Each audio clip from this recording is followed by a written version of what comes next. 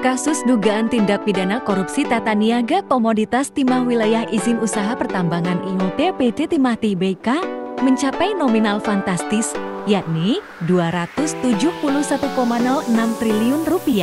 Kejaksaan Agung Kejagung menetapkan suami Sandra Dewi, Harvey Muiz, sebagai tersangka kasus korupsi komoditas timah wilayah IUP PT Timah Tbk. Harvey Muiz merupakan tersangka ke-16 kasus korupsi tata niaga komoditas timah wilayah izin usaha pertambangan IUP PT Timah Tbk tahun 2015 sampai ke 2022. Kasus korupsi itu disebut mengakibatkan kerugian lingkungan hingga Rp271 triliun. Angka itu dipahami publik sebagai kerugian negara, tetapi sejatinya bukan. Berikut sederet hal yang diketahui. Pertama, asal-usul angka Rp271 triliun dalam kasus timah. Sebelum kasus dugaan korupsi tata niaga komoditas timah wilayah izin usaha pertambangan IOT PT Timah Tbk yang melibatkan Harvey Muiz menjadi sorotan publik, Kejaksaan Agung Kejagung pada 19 Februari tahun 2024 menyampaikan kerugian lingkungan berdasarkan penghitungan ahli lingkungan dari Institut Pertanian Bogor IPB Bambang Hero Saharjo.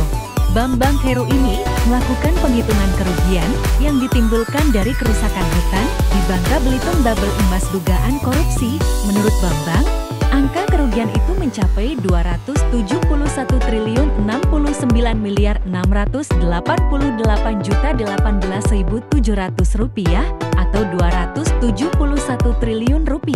Totalnya kerugian itu yang harus juga ditanggung negara adalah Rp271,699,689,018,700 kata Bambang dalam jumpa pers bersama Kejagung saat itu.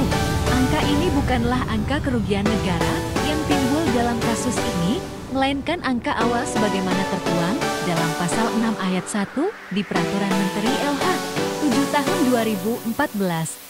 Saat ini, pihak Kejagung menunggu penghitungan dari BPKP. Bambang menjelaskan angka Rp271 triliun adalah perhitungan kerugian kerusakan lingkungan dalam kawasan hutan dan non-kawasan hutan. Dia merinci perhitungan kerugian dalam kawasan hutan dan non-kawasan hutan. Rinciannya sebagai berikut.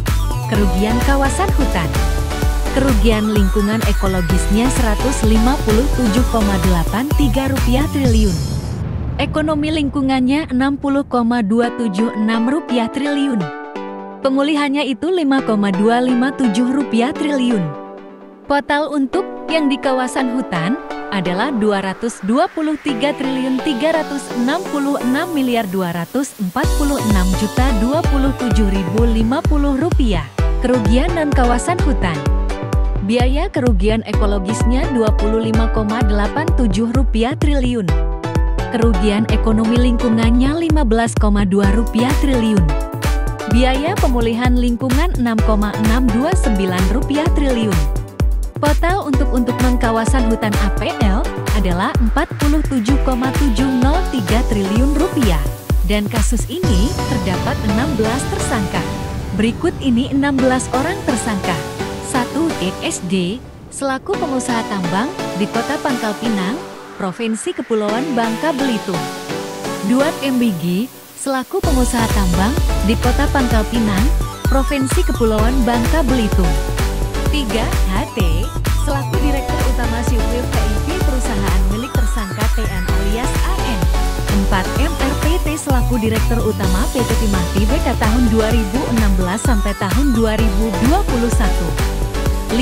EE, selaku Direktur Keuangan PT Timah Tbk tahun 2017 sampai tahun 2018.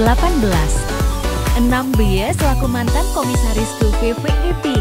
7. RI, selaku Direktur Utama PT SBS. 8. TN, selaku Beneficial Ownership VVEP dan PT MCN. 9. A, selaku Manajer Operasional Tambang CVVEP. 10. RT, tersangka kasus perintangan penyidikan perkara. 11. GRL, General Manager PT TIN. 12.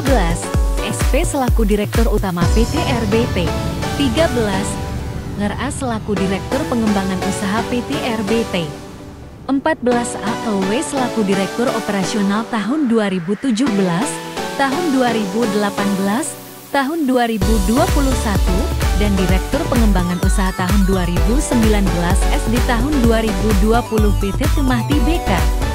15. Helena Lim selaku Manajer PT KISA. 16. Harvey Moons perpanjangan tangan PT RBT.